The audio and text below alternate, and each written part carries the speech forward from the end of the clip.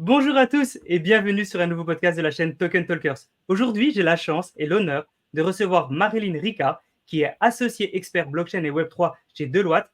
Et tu es aussi classée dans le top 21 de Cryptos des personnalités qui comptent de l'écosystème Web3. Félicitations pour ce classement, Marilyn. C'est vraiment un honneur de t'avoir sur ce podcast. On sait que tu es débordée, tu as beaucoup de sollicitations. Tu prends le temps pour nous de participer au podcast. Vraiment, merci à toi. Avant de commencer, Marilyn, est-ce qu'on pourrait revenir un petit peu sur ton parcours à travers la blockchain? Comment tu es arrivé vraiment à te spécialiser dedans? Parce qu'on sait que c'est un écosystème qui est récent. Et voilà, on te voit dans cet écosystème, tu fais beaucoup de choses. Comment tu en es venu à l'écosystème Web3? Alors, c'est une question intéressante et merci beaucoup, Jean, pour l'invitation. Bonjour à toutes et à tous. Alors, j'ai découvert le terme blockchain quand j'étais associée chez PwC. Je faisais comme un mini MBA interne qui s'appelait FS Future Leader, et l'un de mes collègues m'a parlé de la blockchain. J'avoue que j'ai vraiment pas tout compris. J'étais à New York à ce moment-là. Est-ce que c'est l'effet des tours, voilà, où on regarde le ciel? C'est quand même une ville assez inspirante. Je ne sais pas, c'est sans doute l'effet des deux. En tout cas, ce mot est resté dans ma tête, et dès que je suis rentrée à Paris, j'ai commencé à me documenter. Alors, il y avait très peu de choses à l'époque sur le sujet, sur Internet, mais je me suis accrochée à ce terme-là. J'avais envie de le découvrir pour des raisons que j'ignorais encore, mais qui sont apparues très claires plus tard. Et puis il se trouve que alors à l'époque, je dirigeais l'équipe de quant de ce cabinet.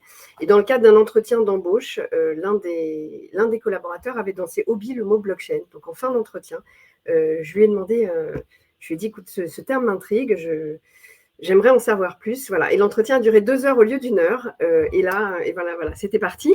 Incroyable. Je l'ai recruté et on a lancé ensemble le premier Blockchain Lab de PwC. Voilà, c'est à partir de ce moment-là, je ne suis plus jamais sortie de cet écosystème. Et c'est même, je dirais, ce sujet qui drive ma carrière en fait depuis 8 ans. Ok, donc ça fait 8 ans que tu es déjà dans l'écosystème. C'est très Oui. early parce qu'il y a 8 ans en arrière, la blockchain, ce n'était pas la blockchain qu'on connaît aujourd'hui. Directement, tu as accroché avec l'écosystème blockchain. Directement, tu t'es dit, waouh, il y a un avenir. Ou au début, tu allais un petit peu au pas à pas parce qu'on sait, voilà, on entend beaucoup parler blockchain, crypto. C'est tout un écosystème et parfois, il peut faire peur. Directement, toi, tu t'es dit, non, cet écosystème, j'ai confiance. Je suis quelqu'un qui a beaucoup d'intuition, en tout cas, j'y prête attention Wow. à cette intuition. Et oui, je me suis lancée là-dedans. Donc jusque-là, voilà, je travaillais sur des sujets quantitatifs ou risques, et je me suis dit, en fait, le plus gros risque, c'est de passer à côté. Ce truc est énorme, et le plus gros risque, c'est l'obsolescence technologique. Donc il faut comprendre cette technologie qui peut disrupter tout le secteur financier, mais d'autres secteurs également, comme les notaires ou autres.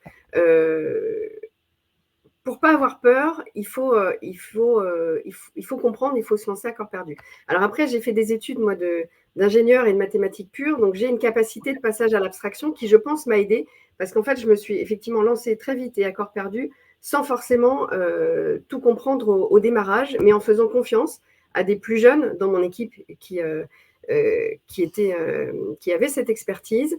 Et ça a été des découvertes en découvertes. Je me souviens, le premier événement blockchain en France, c'est la Merkel Week qu'on avait sponsorisé.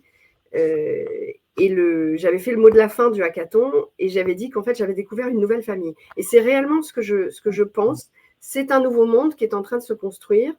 Et moi, le rôle que je joue humblement, c'est d'apporter mon réseau, d'essayer de convaincre des seniors dans le milieu des corporates de venir dans ce milieu, et d'aider les plus jeunes ou les startups qui sont en train de créer des produits incroyables, et c'est elles qui tirent le marché, c'est les startups, d'essayer de faire rejoindre ces deux mondes, d'essayer qu'ils se parlent. C'est comme un sujet intergénérationnel.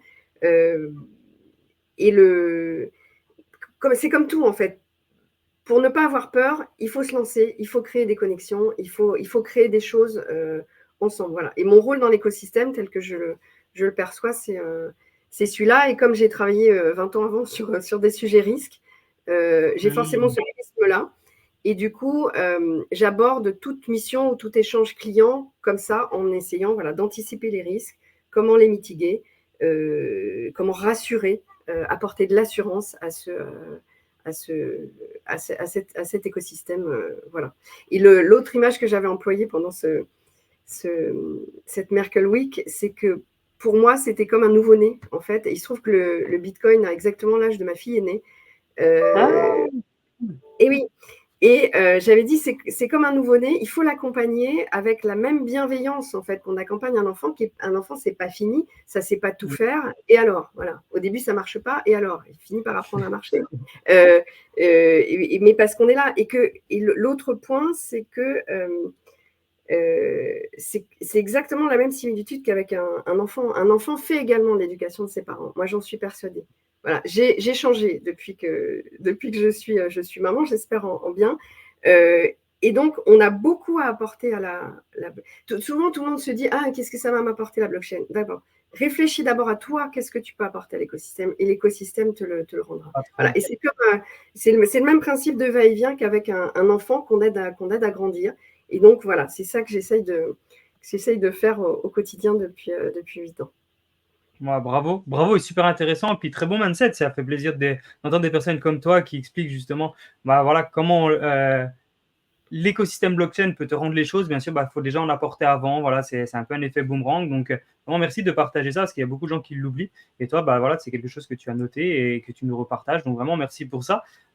Tu l'as présenté rapidement, mais tu travailles chez Deloitte. Donc, Oui. c'est une très, très grosse société. Est-ce que tu peux nous expliquer un petit peu, en fait, qui est Deloitte, quel est l'objectif de cette entreprise? Et puis après, on va aller un peu plus en profondeur sur toi, comment tu travailles et comment tu contribues chez Deloitte à l'évolution blockchain et Web3.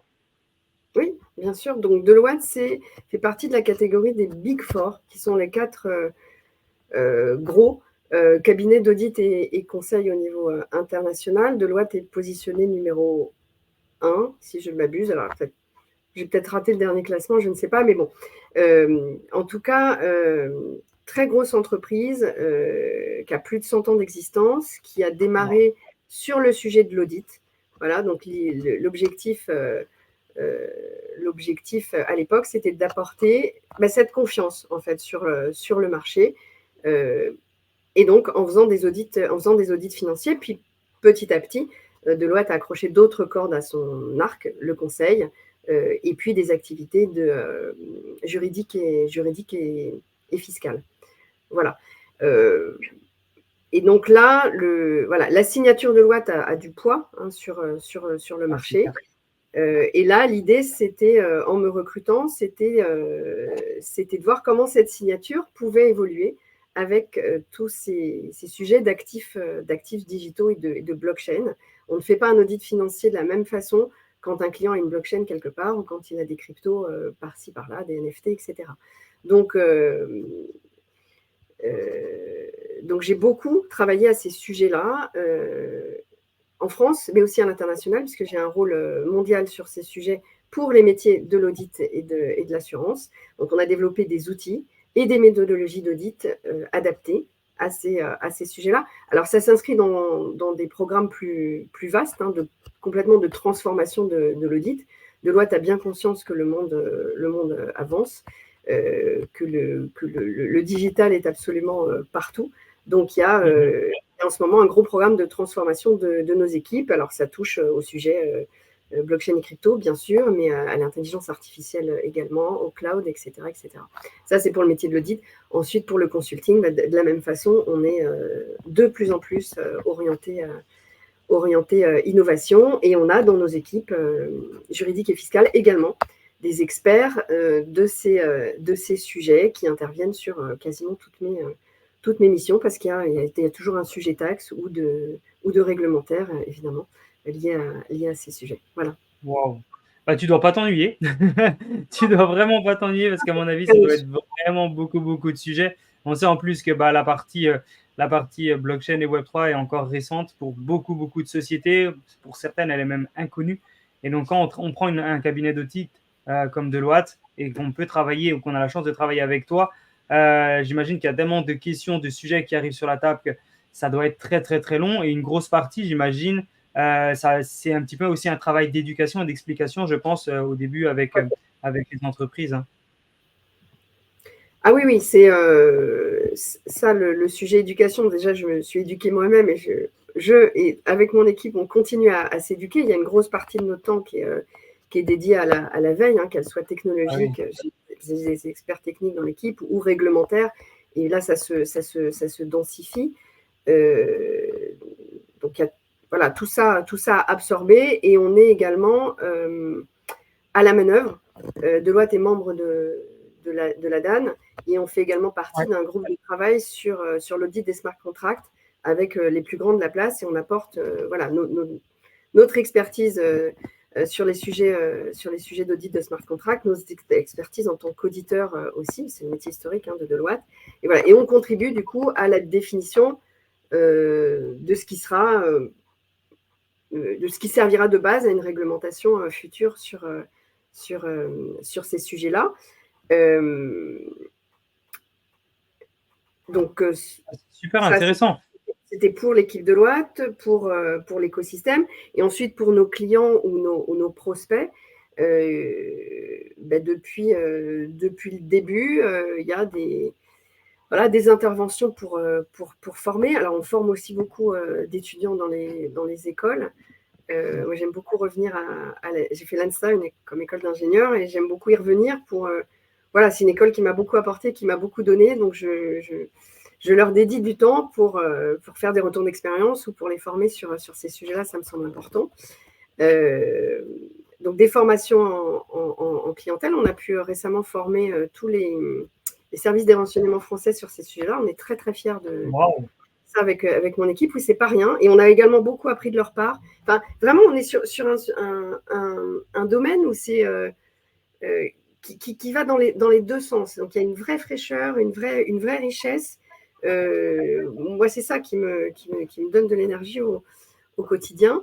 Et puis également, on fait des publications de temps en temps, parce que ça demande quand même pas mal de temps. Et la dernière en date, c'est l'impact de la blockchain, ou plutôt des DLT, sur les marchés de capitaux.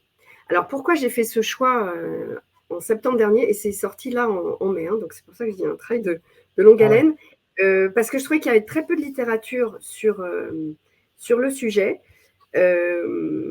Et que voilà, dès qu'on touche à la sphère marché, on est face à des décideurs dans les entreprises, quand même des zones qui génèrent beaucoup du business, notamment dans les secteurs financiers. Donc, je me suis dit que c'était important de faire un deep dive pour eux. Voilà. Donc, c'est Ah, un ok. gros document d'une 70 pages avec beaucoup de… Alors, je l'ai voulu le plus didactique possible et qui puisse s'adresser à la fois aux gens qui ne savent pas du tout qu'il se passe des choses dans ce milieu-là et à ceux qui font déjà des expérimentations ou sont déjà au courant, qu'ils aiment ou qu'ils n'aiment pas le sujet. Donc, il y a du texte, pour ceux qui aiment lire. Il y a beaucoup d'illustrations, on a plus de 25, pour ceux qui réfléchissent, qui apprennent en fait en regardant des schémas. Et il y a également beaucoup d'interviews d'experts de l'écosystème, à la fois des corporates, donc on a AXA IM, la CDC, Société Générale, évidemment, la Banque de France, pour qui j'ai eu l'occasion de travailler dans une vie antérieure. Voilà, donc tout ça, c'est des anciens clients, mais également beaucoup de startups auxquelles je crois. Et j'ai, grâce à ce rapport, découvert d'autres pépites. Voilà, je pensais connaître à peu près tout le monde en France, et bien pas du tout, justement. Donc l'avenir nous a donné raison sur ce rapport. On a découvert des startups incroyables qui agissent, voilà, et qui ont déjà énormément de clients en France et à l'international, qui sont en train de révolutionner la sphère marché en fait des établissements financiers. Voilà, établissements financiers, les équipes de traders, ils ont des écrans noirs, ils en ont plusieurs, il y a des petits chiffres qui clignotent dans tous les sens. C'est pas forcément clair. Eh bien, ils ont réussi le miracle. Alors, pour l'instant, c'est des sujets d'émission, mais c'est en train de se développer à d'autres sujets, à faire donc la startup s'appelle OnBrand, des écrans sur fond blanc, avec des KPI, des courbes, et d'un seul coup, c'est Clarity. Et donc, oui, même les métiers les plus opaques, parce que très techniques, etc., des marchés, peuvent être abordés de façon plus automatique, plus didactique, plus simple, et grâce à la blockchain. Voilà. Et donc, au-delà de ça, les findings de ce rapport, c'est que voilà, il y a beaucoup plus de choses qu'on croit. Hein, il y a beaucoup plus de pièces au puzzle que ce que j'imaginais. Il y a une réduction des coûts incroyable. Le T+1 sur la livraison est possible, voire même encore plus rapide. Ça c'est en train d'arriver. Voilà, donc Incroyable. je leur disais, messieurs, mesdames, lancez-vous également sur ce secteur de la CIB. On le voit, hein, de toute façon, la tokenisation, c'est l'étape d'après. Hein. Tout va se tokeniser. Il y a un business nouveau complet qui est en train de se créer. Donc, il est grand temps pour ceux qui ne sont pas encore dans le move de se lancer. Et c'est l'objectif de ce rapport. Il y a 70 pages quand même, hein, donc étayé d'arguments et de retours d'expérience. Même Euroclear, hein, je me souviens tout au début, on se disait, oh, mon Dieu, il y a quand même des boîtes qui vont se faire disrupter. En fait, non. Quand on a suffisamment de bon sens et tout, on se dit, ok, il y a ça, mais du coup, qu'est-ce que je dois changer chez moi pour entrer dans le game et voilà, créer des nouveaux emplois qui sont incroyablement passionnants, créer un nouveau business, etc. etc. Je vois chez Société Générale Forge, en fait, c'est plein d'anciens de la Société Générale qui travaillent dans... Il n'y a pas que des jeunes de l'écosystème. Et donc, il y en a plein qui ont donné une deuxième vie à leur carrière et qui apportent énormément de valeur sur ces sujets parce qu'ils ont une vraie seniorité en finance, dans les risques, dans la conformité, etc. Et qui mettent tout ce qu'ils ont acquis pendant 10, 15, 20 ans au service de cet écosystème. C'est le principe du d'abord je donne et après je reçois. Voilà. Le fameux principe que tu disais tout au début du podcast, et on revient sur le sujet. On sent vraiment la passion quand tu parles, on sent vraiment l'expertise quand tu parles. Et là aussi où il y a un supplément chez toi, parce que l'expertise, il y en a beaucoup qui en ont, toi tu en as quand même énormément, mais tu arrives à vulgariser. Et ça, c'est beau parce qu'il y a beaucoup de gens qui sont très techniques, qui ont du mal à parler, à expliquer, ou qui le font, mais personne ne comprend parce que c'est très technique et toi, tu le fais avec des mots simples. Et je pense que ça, c'est lié aussi à ton rôle que tu as chez Deloitte, sur lequel tu es obligé de vulgariser et de parler avec des gens qui ne sont pas forcément 100% dans l'écosystème et qui doivent apprendre et comprendre à se développer. Et c'est vraiment très intéressant du coup de t'écouter parler. On sait que tu as fondé et développé au sein de SIA Partner la partie blockchain et crypto-asset. Est-ce que tu peux nous expliquer un petit peu comment tu as fait justement pour fonder ça et développer, parce que ça ne devait pas être évident. Alors, partir de zéro, c'est jamais évident. Après, SIA Partners est une entreprise qui est très orientée innovation et entrepreneuriat. Voilà. Donc, en gros, ils font confiance et on se lance. Après, il s'agissait de recruter et puis de se faire connaître. C'est plus ça qui a été une difficulté. Et d'autant, comme j'avais fait l'exercice avant chez PwC, au début, non, j'ai changé d'entreprise. Voilà. Et donc, l'idée était de mettre en avant SIA Partners, d'être inclus dans les boucles des appels d'offres, d'être invité sur des tables rondes et ce genre de choses. Donc, il y a eu un sujet de visibilité. Après,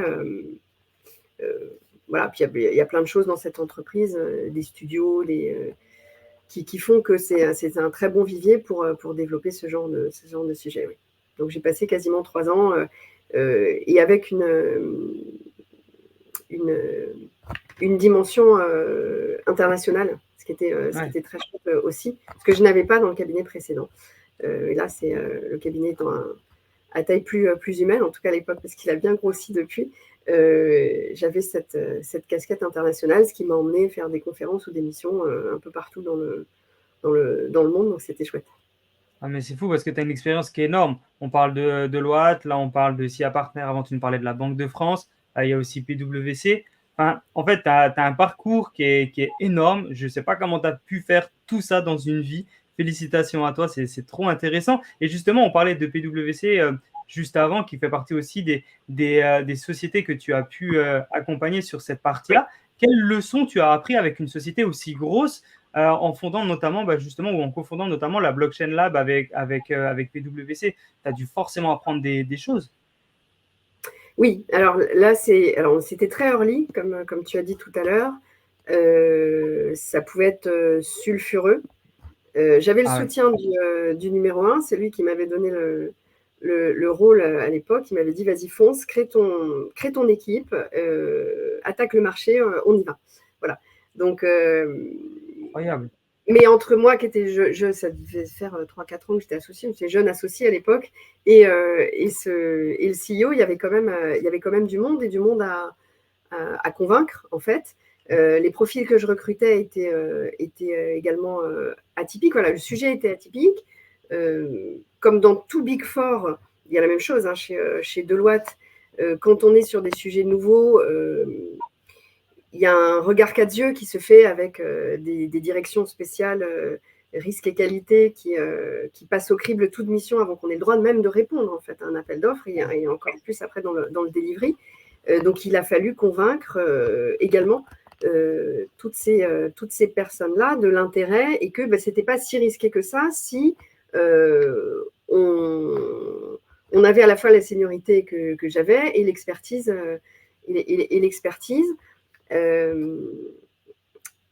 Voilà, donc mais effectivement, c'était pas simple, parce qu'il y avait encore très très peu de personnes qui y croyaient à l'époque. Et puis j'avais déjà un rôle de responsable d'équipe, de responsable RH de toute une BU, et donc ça faisait beaucoup. Voilà. Et comme j'avais vraiment envie de développer cet écosystème, du coup j'ai changé de cabinet. Voilà. Ouais, incroyable. En tout cas, vraiment, encore une fois, bravo pour ce que tu fais et félicitations pour ça. On voit vraiment que tu as une expertise qui est énorme. Comment toi, tu vois l'intégration de la blockchain et du Web 3 pardon, dans les services financiers traditionnels, et comment ils sont en train de les transformer? Parce que, alors, on parlait de tokenisation avant, ça en fait partie. Comment Oui. toi, tu vois cette intégration et cette transformation? Le rapport récent qu'on a fait nous a effectivement montré que pour tout ce qui est actif de règlement, ça allait booster en termes de vitesse. Ouais. Globalement, le secteur du financement est en évolution. La réglementation tout simplement, hein, du secteur bancaire est en pleine évolution, puisque les actifs digitaux sont en train d'être déferlés, qu'on le veuille ou non. Hein. Le dernier rapport de la DAN montre que les cryptoactifs sont quand même le placement préféré des Français juste après le livret A. Donc, ça a dégommé tous les PEA et autres. Donc, et c'est souvent le discours que je tiens auprès des CFO ou des CEO, c'est de toute façon, c'est vos clients qui vont vous le demander. Donc, et qui vous le demandent, qui vous le demandent déjà. Donc, il faut que vous bougiez, au risque de ne pas pouvoir renouveler votre clientèle. Aujourd'hui, chez les jeunes, je pense que ça se compte sur les doigts de la main ceux qui vont ouvrir des comptes dans des entreprises traditionnelles. Et par contre, tout le monde est au courant de ce que c'est qu'une crypto, comment les acheter. Il n'y a aucun frein, en fait, dans la nouvelle génération qui arrive sur le marché du travail, ou même enfin, voilà, cette déferlante, c'est la masse qui va faire que ça va évoluer. Donc, cette réglementation est à regarder de près. C'est quand même pas, c'est des sujets pas simples, hein, donc plutôt on s'y met. Après, du coup, on travaille en delta avec ce qui s'ajoute. Mais pour quelqu'un qui s'y mettrait dans 2-3 ans, je pense que le coup, à mon avis, s'enferme dans une grotte pendant 6 mois, le temps de récupérer tous les wagons qu'il a ratés. Et puis, je dirais aussi un autre changement de paradigme avec cette blockchain et ces actifs digitaux, c'est la collaboration publique-privée qui se développe du coup énormément. On le voit avec le gros projet Agora, vraiment transfrontalier par blockchain, qui a lancé la BIS et l'IF, avec plein de banques centrales, mais aussi quasiment une trentaine d'acteurs privés qui se joignent autour de la table. C'est cet effet, pour moi, le monde s'est construit en silo jusque-là.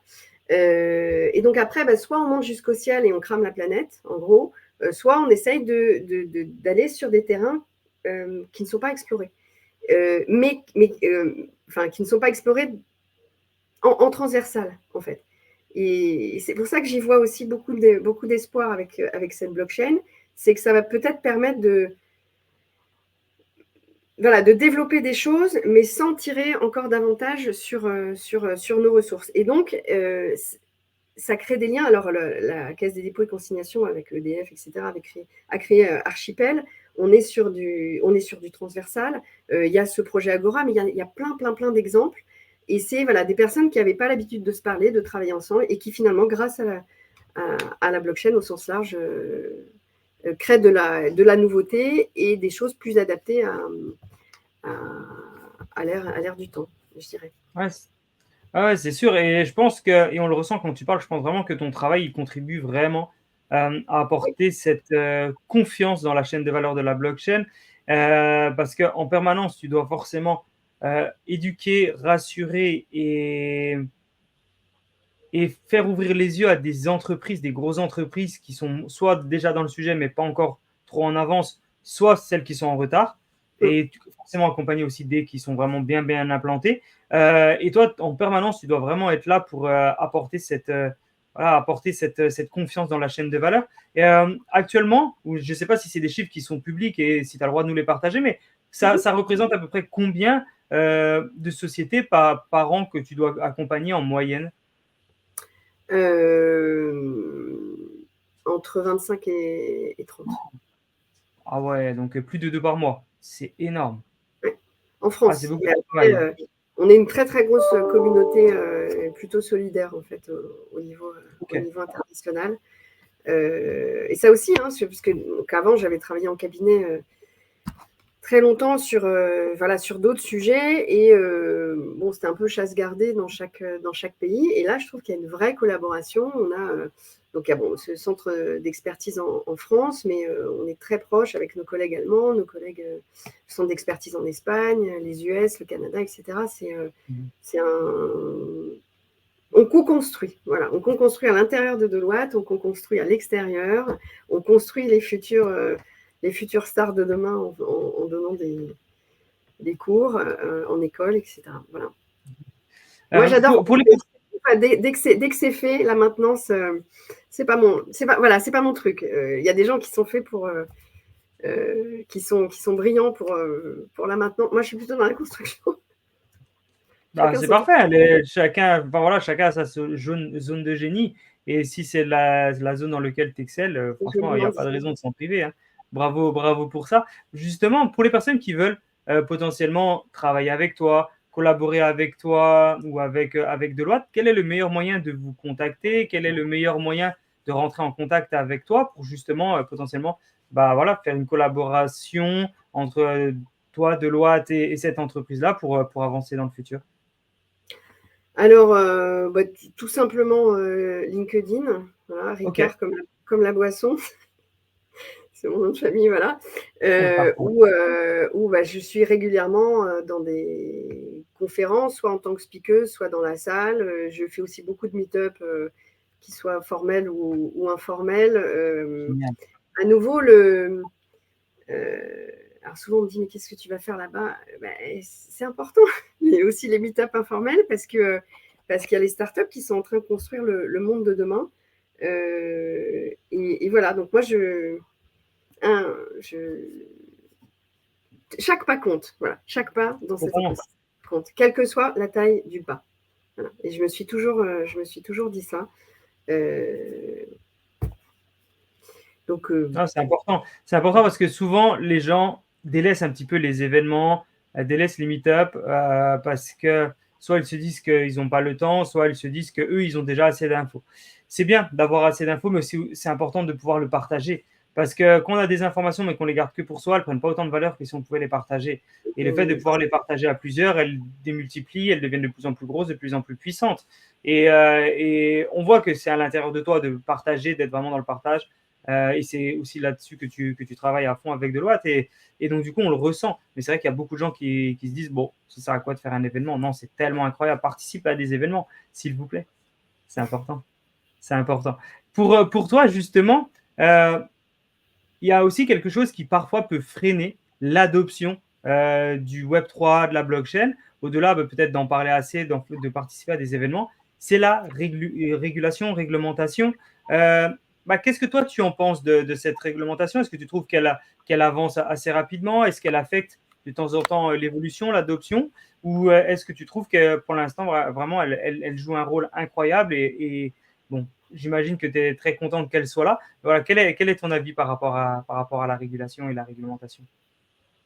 Moi, je trouve que ce qu'on fait en France est bien. On a été pionnier de beaucoup de choses avec la loi Ouais, Pacte. J'avais répondu à l'époque à la consultation ICO, le PSAN. Voilà, je trouve qu'on fait les choses plutôt bien et on fait en sorte qu'après ça se diffuse, puisque Mika est quand même assez proche de ce qu'on a pu imaginer en France. Voilà, après, ce qu'il faut avoir en tête, c'est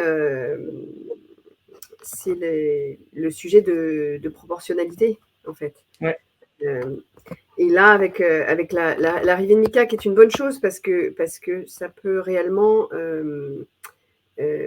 changer aider beaucoup de choses. les acteurs traditionnels à changer d'avis. J'espère juste qu'il n'y aura pas trop de casse en fait en France. On verra dans les mois qui viennent si les rangs se sont un peu éclaircis ou beaucoup. J'espère sincèrement que non. Mais non, il n'y a Donc, pas de risque. pour les prochaines, je pense qu'il faudrait encore davantage réfléchir à ça. Et dans le groupe de travail là, auquel je participe sur l'audit des smart contracts, c'est vraiment un point de vigilance important. Important parce qu'une start-up ne peut pas être organisée comme un groupe corporate. Déjà, ils n'ont pas l'habitude des projets réglementaires. C'est quand même une expertise en tant que telle. Hein, Ouais, c'est sûr. de gérer ce type de projet et ça prend énormément de temps. Et souvent, une start-up est en train de créer, donc elle n'a pas des profils risque et conformité, etc. Ou si elle les recrute, très vite, dans le plan trésorerie, ça se voit. C'est Ouais, c'est tout sûr. bête. Mais, voilà, donc j'aimerais bien qu'il y ait de plus en plus d'attention portée à ça. Et ne serait-ce que pour que toutes les personnes que je connais et que j'estime continuent leur activité et continuent à rester en France et qu'il y ait encore d'autres startups qui se créent en France. Voilà, on a un vrai sujet de souveraineté. Hein, quand même. Ouais, c'est sûr. C'est sûr. Je pense que c'est important pour la France, effectivement, d'éviter que les sociétés partent à l'étranger pour X raisons, soit la taxe, soit l'imposition, soit éventuellement la régulation qui est trop sévère. Il faut vraiment trouver Ouais. le juste équilibre parce qu'il y a des grosses pépites en France et tu en vois beaucoup et tu le sais très bien. Et donc, du coup, c'est important et c'est bien de le rappeler qu'il faut qu'elles puissent rester en France et que la régulation avance comme ça. Justement, quand on parle de sociétés, donc tu accompagnes différentes tailles de sociétés. J'imagine que tu peux accompagner des petites sociétés et des grosses sociétés. Impatient d'avoir un peu plus d'informations par rapport à ça. Et quelles sont un peu les stratégies que tu mets en place avec Deloitte pour accompagner justement les clients dans l'adoption des solutions blockchain et Web3? Et par exemple, si moi demain je te contacte, je veux travailler avec toi, quelles sont un Mhm. petit peu les différentes choses qui sont mises en place et comment ça se passe de travailler avec Marilyn Ricard? Euh, alors, moi, je suis beaucoup dans l'écoute, en tout cas au début d'une relation. Donc, on va poser plein de questions euh, pour essayer de jauger le niveau de maturité par rapport à ces sujets-là, la vraie envie ou pas d'y rentrer, et le sérieux d'un business. C'est plutôt pour les gros corporates et le, le niveau de, comment dire, de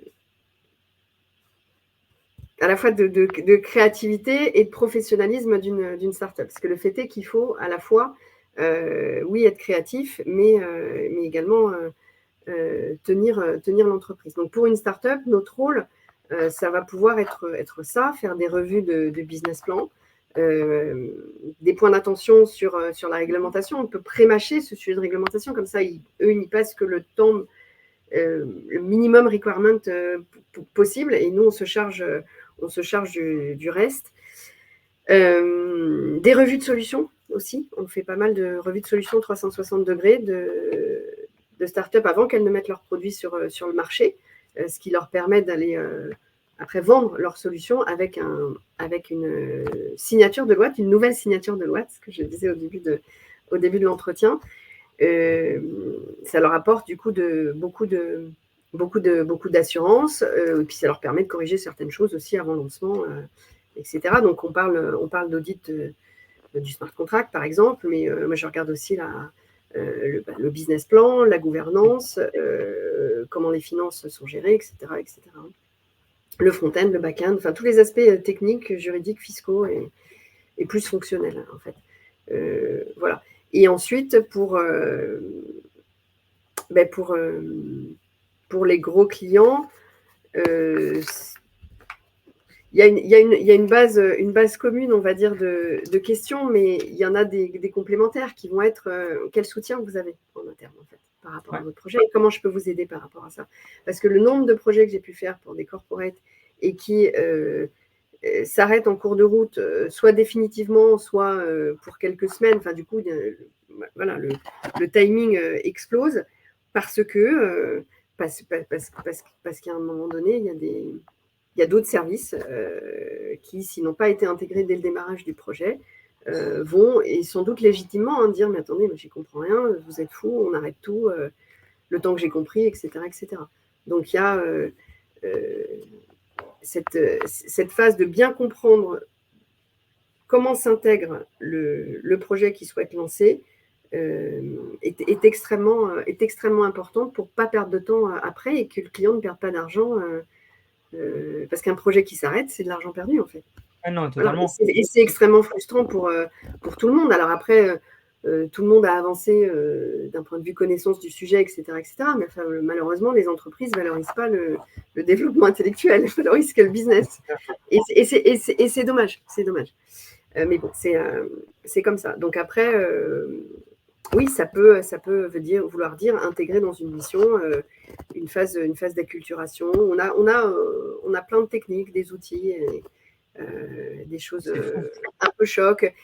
Donc il y a une grosse phase de quelque part psychologique en fait, pour bien comprendre où est-ce qu'on va intervenir.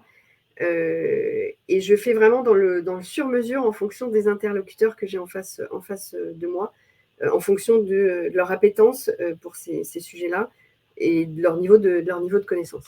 C'est voilà. Donc, mais à la fin, ça tient. Voilà. Mais vous passez beaucoup de temps au début pour construire des bases hyper solides.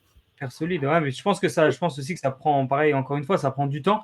Et j'étais en train de penser à quelque chose. Si par exemple, je suis une société qui veut utiliser une solution blockchain ou qui est en train d'utiliser une solution blockchain et que j'ai besoin d'un audit de cette solution, Oui. je peux aussi passer directement par toi et par Deloitte. Hein. Je pense que vous avez cette capacité de faire une évaluation, je crois, évaluation 360 degrés de la solution, c'est ça?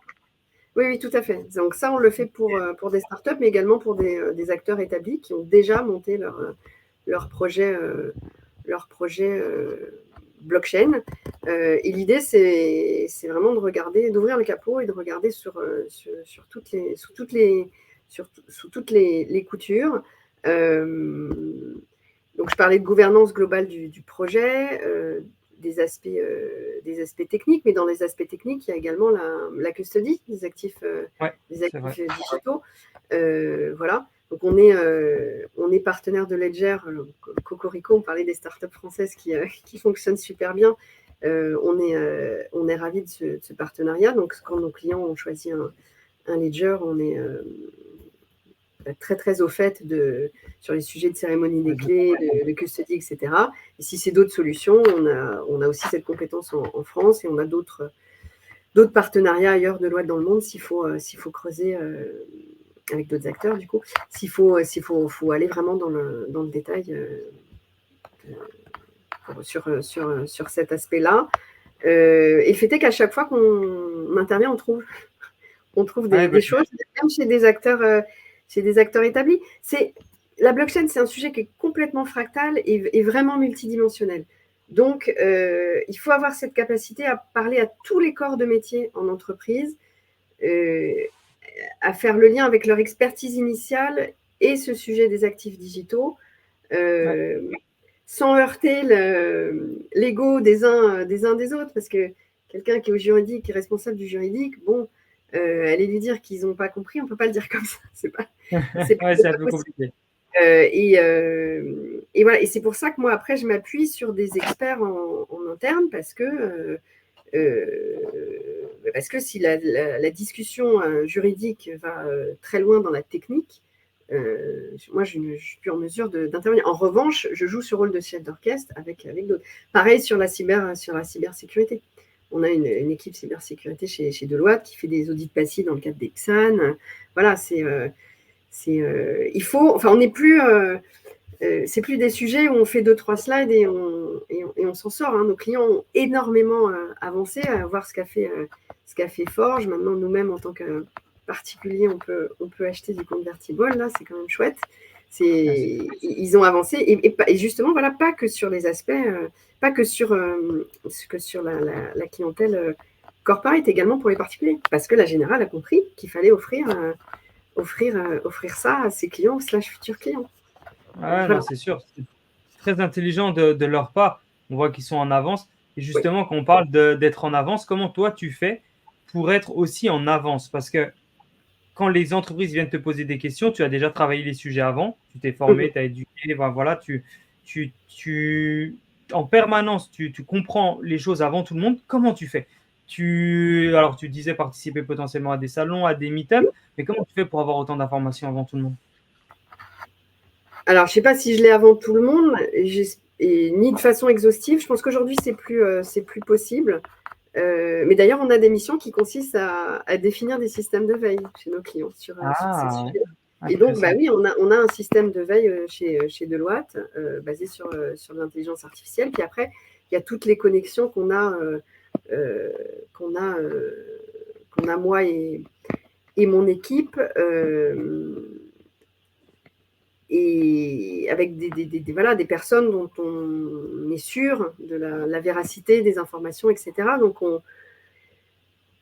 souvent, on a des informations d'insiders quelques jours avant le marché. Mais je pense que c'est la qualité de nos connexions, je dirais. La passion. C'est la passion, cette curiosité intellectuelle qui fait que moi, je ne vais jamais me coucher sans regarder une dernière fois LinkedIn ou Twitter ou machin pour... voilà. Trop intéressant.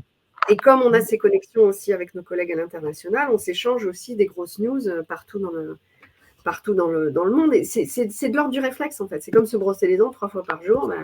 Voilà, on va sur les réseaux 3 fois par jour. Et toute info qui semble intéressante, on la partage. Alors, soit avec un petit peu de détails, ou si on n'a pas le temps, on s'en fout. On partage. On partage.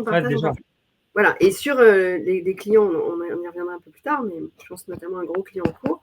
De la même façon, dès qu'on a une information qui peut sembler intéressante pour lui, on la transmet sur le call précédent, le call d'après, on échange pour voir s'il y a un intérêt ou pas à le mettre en œuvre chez eux. Donc, c'est-à-dire qu'effectivement, quand avant je travaillais dans ma vie d'avant, où je faisais que du risque, etc., il fallait, avant d'aller voir un client, avoir 20 slides extrêmement détaillés, avoir fait toute l'analyse, en fait. Et là, mon mode de management a changé, déjà, avec ces sujets blockchain, parce que même si je m'appuie beaucoup sur un manager très senior dans mon équipe, on travaille vraiment très à l'horizontale dans l'équipe, avec beaucoup de brainstorming. Tout le monde a son mot à dire sur ces sujets-là. Moi, c'est aussi ça que j'aime, en fait. Quel que soit le background, là où on est né, ce qu'on a fait comme études, ce qu'on a fait avant comme travail, etc. À partir du moment où les gens sont passionnés, on peut à plusieurs avoir des idées de dingue. Pardon, et je reviens sur le truc précédent. Oui, donc du coup, moi, je ne me déplaçais jamais en clientèle sans avoir un deck hyper léché, vérifié par 10 personnes. Enfin, peut-être pas 10 personnes, mais bon, bref. Et là, En fait, non. Là, on a une information, on la partage et après, on l'analyse. Donc, le cycle de vie, le cycle de vie de l'information est complètement différent. Le process de réflexion est complètement différent. Et je l'ai vu à plusieurs reprises, un truc qui peut sembler anodin et que j'aurais transmis à l'équipe, malgré tout. Et ben, un tel me dit « Ah oui, mais du coup, ça fait écho avec quelqu'un qui a un meet-up qui a dit entre les lignes un truc que je n'avais pas compris parce que c'était confidentiel. Clac, clac, clac. » Voilà. C'est des briques. Ah, mais c'est ça. Pour moi, c'est un puzzle 3D géant. Et quand je dis 3D, je pense que je limite la chose. On est dans la 4e dimension. Et moi, après, ça fait un peu trop. Ah, super intéressant. En fait, oui, effectivement, pour rester un petit peu en avance, pour avoir, pas forcément les informations avant tout le monde, mais comprendre les sujets avant tout le monde, c'est important de rester connecté, d'être curieux, de mettre en avant sa passion. Et d'être là d'être dans les bons groupes de travail, que ce soit à la DAN ou là, ce groupe de travail à CPR, AMF sur les smart contracts, etc. etc. C'est hyper enrichissant. Pardon. Ah, j'imagine. Non, mais j'imagine. C'est trop intéressant de t'écouter. Actuellement, on sait que l'écosystème blockchain Web3 se développe tous les jours. Il y a tous les jours des nouveaux sujets. Est-ce que actuellement, toi, tu es en garde, en veille sur des sujets sur lesquels tu pourrais te dire, ah ça, c'est un sujet qui va faire encore grandir l'écosystème Web3. On a parlé de tokenisation avant, on sait qu'il y a plein de sujets, que ça bouge en permanence. Est-ce qu'il y a des sujets que tu gardes un petit peu à l'œil dans l'écosystème Web3 ? Donc, la tokenisation, parce que c'est maintenant, enfin, en tout cas à très court terme. La DeFi, parce que c'est le coup d'après. Alors, ce serait un peu plus lourd à faire passer, mais quand même. Le sujet de l'euro numérique, bien sûr, par nos différents projets clients. Donc, la finance en priorité, mais la finance qui n'est pas forcément que dans le secteur financier. Hein, et les sujets sociaux et sociétaux. Réellement, parce que pour moi, cette blockchain, ça permet de créer des expériences. Ça permet de faire des choses, comment je dirais, qu'on n'est pas forcément obligé d'acheter. En fait, vivre une expérience, ça peut être gratuit. Et pour moi, la blockchain a ce pouvoir-là, en fait, de rendre accessible des choses qui n'étaient pas auparavant à des personnes qui n'étaient pas dans les bons, pas considérées comme, hein, évidemment, au bon endroit, dans les bons milieux, etc. Ça donne... ça remet une justice, en fait, dans ce monde et un certain fun aussi. Donc, ça permet, et je réfléchis beaucoup là pour le client pour lequel je travaille aujourd'hui, ça permet réellement de gamifier, en fait, le monde. Et c'est l'air du temps. C'est dans l'air du temps. Et donc, ça peut vraiment être un catalyseur sur ces sujets-là. Donc, on réfléchit beaucoup à ça en ce moment. Ok, je comprends. Wow, super intéressant. Et est-ce que tu vois, justement, pour ces écosystèmes, on va dire l'écosystème Web3, l'industrie Web3, puis après, il y a plein de petits sujets dedans, est-ce que tu vois des obstacles actuellement qui ralentissent un petit peu cette adoption ? Pas forcément. Si, il y a le cadre réglementaire qu'il faut encore compléter et, à mon avis, faire à plusieurs vitesses pour continuer à faire se développer notre écosystème français. Il y a l'interfaçage des solutions DLT avec les solutions legacy, qui n'est pas un sujet évident. L'acculturation, bien sûr, on en a parlé. Et ce qui se passe, c'est qu'il ne faut pas juste former les gens, il faut leur donner envie. Et ça, ce n'est pas la même chose. En tout cas, c'est complémentaire. On ne fait pas boire un âne qui n'a pas soif, en fait. C'est pour ça que dans notre rapport DLT Capital Market, on a aussi pas mal de chiffres, etc. Voilà. Forcément, ça va contribuer à faire avancer le schmilblick, ça ne va pas être un tsunami. Hein. Mais voilà, à nouveau, chaque pas compte. Et il y a le sujet de la sécurité. Il y a le sujet de la sécurité qui peut être un frein, parce qu'en fait, ceux qui ne veulent pas faire, ils épuisent petit à petit les sujets. Donc, le green, c'est mort. Le fait que c'était du blanchiment d'argent, bon, ils ont compris qu'il fallait arrêter aussi de parler de ça. Donc, voilà. Maintenant, il y a le sujet de la sécurité, mais il y a une initiative extra qui s'est lancée en France avec la Ligue pour la sécurité du Web3.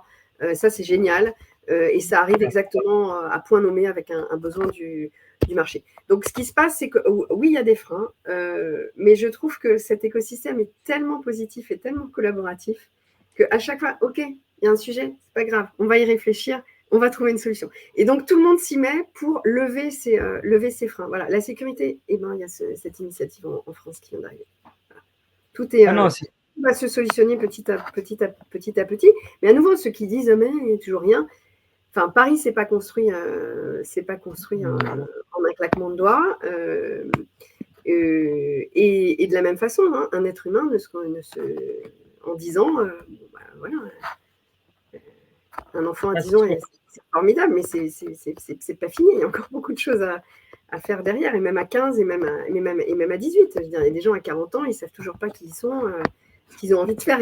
Voilà, parfois j'ai envie de dire ça, en fait. Donc, donc, laissez le temps au temps. Moi, l'intelligence artificielle, donc ça a explosé complètement en janvier 23 avec ChatGPT. Moi, j'avais des cours en école d'ingénieur, donc en 95, voilà. Donc ça remonte, hein. Ça commence à faire loin, 30 ans du coup, et ça avait démarré au moins 20 ans avant. Ah oui.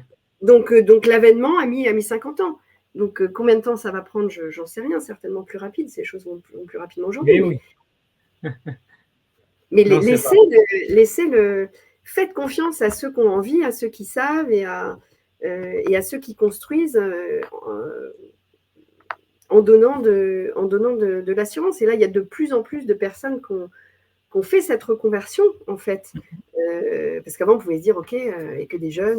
Enfin, moi, je ne me suis jamais dit ça, mais aujourd'hui, j'ai quand même, j'ai de plus en plus de gens, de clients qui ont mon âge, en fait, et qui sont aussi passionnés que moi, et qui se donnent à fond, etc. Donc, on ne peut pas dire qu'on fait, on ne peut plus dire qu'on fait n'importe quoi. Faites-nous confiance. Ah non, mais totalement. Puis c'est bien d'aborder aussi ce sujet de la cybersécurité. On n'en a pas parlé depuis le début, et c'est bien que tu en aies, voilà, que tu l'aies abordé, parce qu'il y a vraiment une demande qui est croissante, il y a une importance qui est croissante au niveau de la cybersécurité. Il y a cette ligue justement pour le Web3 qui a été mise en place il y a quelques mois, qui est incroyable, qui fait un travail formidable pour accompagner les gens dans le secteur. Donc c'est vraiment important de pouvoir le dire. Comme tu le dis, faites-nous confiance, l'écosystème grandit. Et ça, c'est important. Justement, comment chez Deloitte,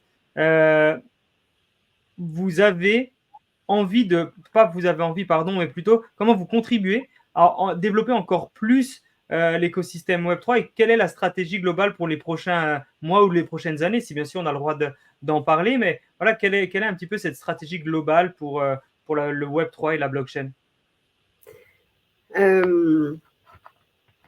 Alors, on y réfléchit avec une gouvernance qui a plusieurs niveaux. On a un comité de pilotage en France où il y a tous les métiers. Il y a une couche au niveau de ce qui s'appelle DCE, Deloitte Central Europe, donc globalement avec nos collègues allemands, au niveau européen élargi, et au niveau mondial. Voilà. Alors, on passe pas notre temps en réunion, hein, c'est pas le sujet, mais l'idée, c'est de mettre à profit tous les cerveaux, on va dire, autour de la table, quelle que soit l'origine du métier ou le pays auquel il est attaché. Et effectivement, la réglementation est à différentes vitesses au niveau mondial. Donc, on essaye de trouver des lignes directrices quand même globales pour Deloitte. Donc, il y en a eu sur les méthodologies d'audit que j'ai pu construire il y a quelques mois de ça. Des guidelines aussi d'analyse de risque, voilà, en fonction des typologies de missions. On essaie de créer un cadre pour apporter le plus de valeur ajoutée possible à nos clients, et tout en limitant les risques de réputation pour Deloitte. c'est sûr. Voilà. Donc, c'est à ça qu'on va réfléchir ensemble. Et après, on fait des thématiques. Donc, on en a une sur la tokenisation. Notre sujet, la capital market, ça a créé des émules dans différents pays. Donc, on est très contents. Nos collègues ont repris le thème et l'ont adapté en fait à leur marché local. Et puis, évidemment, on a le sujet de la réglementation. On a un thème réglementation, évidemment, au niveau européen. Voilà, avec des systèmes de chat pour... parce qu'on peut pas, c'est quand même gros, hein, on ne peut pas être au top du top sur l'ensemble des lignes de cette réglementation. Puis surtout, tant qu'on la regarde, on la lit, on la comprend, on peut la digérer, on fait des outils, etc. Tant que ça reste théorique, ça reste théorique. Et moi, je l'ai vu, avant, je travaillais sur des sujets réglementaires. Hein. En fait, ce qui est hyper intéressant, c'est dès qu'on est en mission pour la mettre en place ou pour faire un assessment avant que le régulateur ne passe, c'est quand on est confronté à la réalité du business, du quotidien, que la réglementation, on la comprend réellement, en fait. Ouais, voilà. Et donc, chacun dans le monde, en Europe, en fonction des zones qu'il a pu creuser avec son client, je sais que telle zone, voilà, nous, on ne l'a pas forcément beaucoup vu en France, pouf, on va demander à nos collègues espagnols. Et inversement, nous, on a, sur plusieurs clients, on est au top du top sur une autre section de cette réglementation, eux nous posent des questions et voilà, c'est comme ça que ça s'enrichit.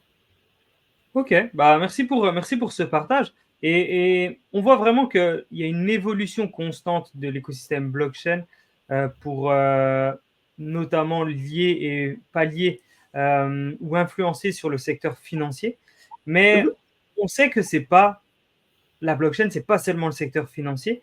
Pour toi, quel rôle, autre que les secteurs financiers, la blockchain et le Web3 sont en train de transformer et sont en train de faire grandir, notamment sur certaines entreprises? Est-ce que tu peux nous en dire plus? Est-ce que tu as eu des sujets au-delà du secteur financier sur lesquels tu as travaillé ou tu es en train de travailler? Oui, clairement. On accompagne plusieurs acteurs dans le gaming, qui sont assez à la pointe. Et puis plus récemment, une super mission, j'ai déjà les yeux qui brillent en parlant. En fait, on accompagne depuis quelques mois la ville de Cannes et son palais des festivals dans la définition de leur stratégie Web3. Wow. Voilà, horizon 2030. Donc cette mission-là est incroyable. Au-delà du côté paillettes de Cannes, enfin, ça va vraiment très, très au-delà. Travailler aux impacts à l'échelle d'une ville, qui plus est, qui est internationale, parce que le monde entier, en fait, vient à Cannes pour les différents salons, et il y en a quasiment 80 par an, ça va très au-delà juste du festival de Cannes avec les acteurs, en fait. Hein. Il y a des salons sur l'intelligence artificielle, sur l'immobilier, sur des gros salons B2B comme le Cannes Lions. C'est une ville que je pense qui ne dort jamais et qui est dans le mindset complètement international. Et là, l'ambition, c'est de devenir un vrai hub d'innovation. Donc, il y a eu pas mal d'investissements sur des sujets d'IA. Et là, c'est autour du Web3. Et pourquoi c'est intéressant? Donc, il y a cette dimension internationale. Il y a la dimension aussi de toute la ville. Tout ce qui touche au secteur public, aux écoles, à la propreté de la ville, à l'éducation. En fait, on le voit quand on est citoyen, on avance dans les rues, de temps en temps on a une élection, etc. Là, on est au cœur des problématiques de la ville de Cannes et on essaye de voir comment la blockchain et le Web3 pourraient leur simplifier la vie, aider la partie de la population qui n'a pas accès à certaines choses, qui est la plus pauvre, etc. Aider à décongestionner la ville, parce qu'en fait, comme il y a de plus en plus d'événements, il y a aussi cet aspect-là. Donc, au-delà de vouloir être un hub d'innovation, la ville souhaite également être irréprochable sur les sujets du green. Donc, on a aussi beaucoup de réflexions de cas d'usage en lien avec ça, parce qu'un salon, c'est des kilomètres de moquettes et c'est des kilomètres de panneaux, enfin des mètres carrés de panneaux qu'il faut enlever et remettre. Et donc, la question, c'est comment on recycle ça. Donc, ça nous fait, comment je dirais, et ce que je veux dire, c'est que ce qu'on est en train de faire, et on a déjà donc créé tout l'écosystème Web3 local au niveau de la Côte d'Azur. Il va y avoir des événements Web3, ce sera officiel d'ici peu, qui vont booster également la mise en place de cette stratégie, parce qu'au-delà de la définir, il faut la mettre en place. Et ce que je veux dire, c'est que l'impact de notre mission va être très au-delà de juste le client. Là, c'est toute une ville, c'est toute une région, c'est tous les organisateurs d'événements qui viennent au palais. Et donc, parce qu'en fait, ce que je cherche depuis le début, moi, c'est accompagner cet écosystème et faire venir le plus de monde possible. Et donc là, cette mission est extraordinaire parce que, de par la dimension internationale de la ville, sa renommée, son rayonnement, etc., et bien peut-être qu'on arrivera avec cette mission à toucher massivement énormément de gens. Donc ce serait comme trouver la petite porte secrète dans le jeu vidéo, quoi. Et pouf, on mettrait un coup de boost et en France. Voilà. C'est la folie. Je ne savais pas qu'il y avait carrément des villes et même des festivals qui étaient intéressés au Web3. Tu nous apprends une nouveauté et impatient de voir comment ça va se passer par la suite. On parle d'un horizon à 2030, donc il reste encore 5-6 ans. Cependant, voilà, je pense qu'il y a déjà des choses qui sont en train de se faire. Ils sont aussi early sur la façon de penser. C'est trop intéressant. Il y a des grosses annonces à court terme. Ok, bon, voilà. Merci pour le. Je laisse les services de communication faire le communiqué de presse. Alors, restez connectés au service de communication, il y a des choses qui vont arriver. Quel conseil, justement, tu donnerais aux entreprises qui souhaitent explorer et intégrer la blockchain au Web3 dans leurs opérations? Là, on parlait du Festival de Cannes et donc de la ville. Il y a d'autres sujets, il y a plein d'entreprises qui se posent des questions, qui se disent, mais comment je pourrais intégrer, qu'est-ce que je pourrais faire en plus? Voilà, quel conseil tu leur donnerais?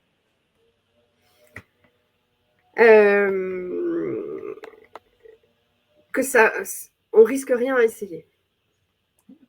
On risque rien à essayer parce qu'on c'est des sujets comment dire, où on part souvent d'une page blanche et qu'on risque rien à essayer de créer des nouvelles choses, de faire avancer le monde et la planète, en fait. Et voilà. L'ADN de la blockchain, pour moi, c'est ça, c'est tout est possible. Alors, on ne va pas en mettre partout, hein, c'est pas l'idée, mais donc soit on part complètement d'une page blanche en essayant d'imaginer des cas d'usage et qui englobe, à nouveau, hein, le sujet de la transversalité, qui englobe d'autres acteurs. C'est pas un sujet où on se regarde le nombril, en fait. Ouais, c'est clair. Et donc, ça apporte de l'innovation, mais aussi beaucoup d'entrain, beaucoup de positivisme, etc. Donc, toutes les entreprises qui se disent « Ah, et comment je vais faire pour recruter les jeunes? Là, ils ne fonctionnent pas pareil. » Ben, voilà. Ou « Ah, comment je vais faire l'emploi des seniors? À quoi va servir toute leur expertise accumulée pendant 30 ans? » Ben voilà. Lancez-vous dans des sujets d'innovation. C'est le meilleur moyen de rapprocher les deux mondes et donc de donner une nouvelle jeunesse aux personnes qui sont en fin de carrière et d'onboarder, de transformer l'entreprise vers les idées de malades qu'ont les plus jeunes. Donc là, il y a un enjeu RH qui est colossal et qui répond à une problématique du moment. Bon. Il y a une problématique, il y a un sujet vraiment business aussi, puisque ça crée des nouveaux business. Après, l'idée peut être aussi de partir d'un problème métier et d'évaluer la pertinence de la blockchain au cas par cas. Voilà. Donc, c'est pour ça il y a à gagner sur plein d'aspects, financiers, RH, écologiques, etc. Et je ne vois pas quel est le downside, réellement. Ouais, je comprends. Par contre, pour le faire correctement et dans des délais, je dirais, suffisamment courts pour voir le retour sur investissement et peut-être financer la phase d'après d'innovation, il faut s'entourer de gens qui savent. d'experts qui racontent pas n'importe quoi, qui font pas n'importe quoi, qui connaissent les accélérateurs parce qu'il y a plein de... Voilà, quand on a une idée, moi maintenant, je pense que c'est une fois sur deux, je me dis, bah oui, mais du coup, avec telle startup, si vous achetez sa solution, dans 3 mois, vous l'avez. L'idée, elle est mise en place dans 3 mois. Voilà.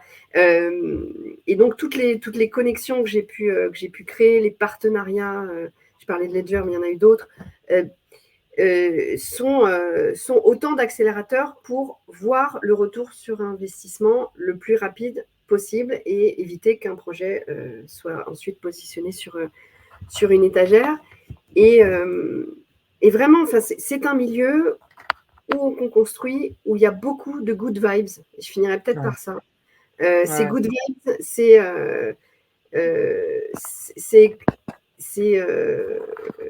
ce qui manque dans cet été pourri, c'est dans ces incertitudes politiques, etc., l'angoisse climatique que peuvent avoir certains. Mais mettez-vous au boulot, quoi. C'est pas voilà, en regardant le nombre de clients baisser à vue d'œil ou la planète se cramer, que voilà, faisons quelque chose. Et c'est un terrain collectif. Donc pour moi, c'est le meilleur terrain aujourd'hui par rapport au sujet d'actualité. Donc, voilà. Restez en veille, restez curieux et n'hésitez pas à oser parce que vous n'avez rien à perdre. C'est un petit peu les choses les conseils que tu donnerais à ces entreprises. Exactement. Ok, bah, c'est très, très intéressant. Je suis là avec ma super équipe. Exactement. Si vous avez des questions, à nous contacter, à poser des questions. Il n'y a pas de mauvaises questions, il n'y a pas de... voilà, chaque pas, et si on tombe, on se relève et on continue. C'est chaque pas a de la valeur. C'est aussi pour ça que les gens sont... que c'est très positif comme milieu. Du coup, voilà, ce qui est important, c'est de se lancer et chaque pas compte, aussi petit soit-il ou aussi grand soit-il. Et c'est en avançant qu'on fait des belles rencontres et on accroche les uns les autres et on y va. Voilà. Et je serais ravie, pour ceux qui ne sont pas déjà dans l'écosystème, de vous et à très vite pour tous les autres. Voilà. Donc, pour les personnes qui nous écoutent, vous avez les liens en description sur le profil de Marilyn, que ce soit pour la partie LinkedIn. On vous mettra un maximum de liens pour que vous puissiez connecter, voir ce qu'elle fait. Est-ce qu'on a un endroit où on peut retrouver le rapport que tu nous parlais au début du podcast? Est-ce que c'est un rapport qui est public? Est-ce qu'on peut l'avoir quelque part? Oui, tout à fait. Sur le site de Deloitte, vous tapez comme mot-clé blockchain, on a une page dédiée. Vous retrouverez l'ensemble de nos publications, dont ce rapport que vous pouvez télécharger, ou bien vous baladez sur mes posts. Et voilà, vous trouverez même une petite vidéo de cet événement fort sympathique, petit déjeuner dans lequel on a dévoilé le sujet. Juste pour... c'est pas juste anecdotique cette histoire de vidéo, c'est que ça... vous verrez la posture et les expressions sur les visages. Et ça vous donnera peut-être envie de rejoindre l'écosystème pour ceux qui sont déjà, ou de venir au prochain petit déjeuner ou dîner de Deloitte. Pour les autres, il y avait une très très très belle énergie ce matin-là. Et des très beaux speakers, Ledger, CDC, Euroclear. Voilà. Bah alors, on va mettre tous les liens dans la description pour que les personnes qui nous écoutent puissent avoir directement accès à tout ce que tu as fait avec pendant cet événement, le rapport et tout. Je pense que c'est tellement intéressant. Impatient de pouvoir le lire. Et pour les personnes qui nous regardent sur le format YouTube, on a mis beaucoup de liens en description tout au long du podcast. Merci Marilyn, en tout cas, pour tout ce que tu nous expliques depuis le début du podcast. C'est super intéressant.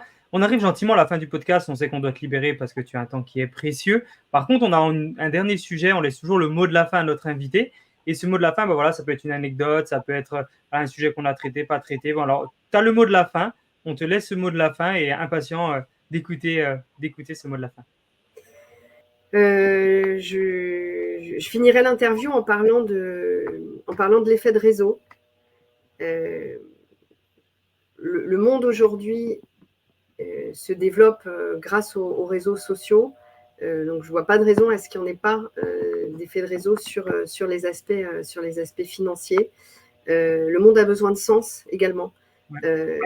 Donc tous ces actifs digitaux, NFT, etc., permettent de créer des communautés autour de la passion des gens, et c'est ça en fait qui fait vivre et qui fait tenir au quotidien. Voilà, créer du lien entre les gens, c'est comme ça qu'on est plus fort. Alors moi, c'était peut-être ma destinée. Je m'appelle Marie-Line. Donc c'était peut-être pour ça que je suis venue au monde, pour aider les gens à se rapprocher et à être plus créatifs, plus forts, plus positifs. Voilà, en tout cas, ça fait 8 ans que je suis à disposition de cet écosystème, et j'ai hâte de voir ce que les années qui suivent vont nous réserver tous ensemble. Voilà. Okay. Merci beaucoup à toutes et à tous.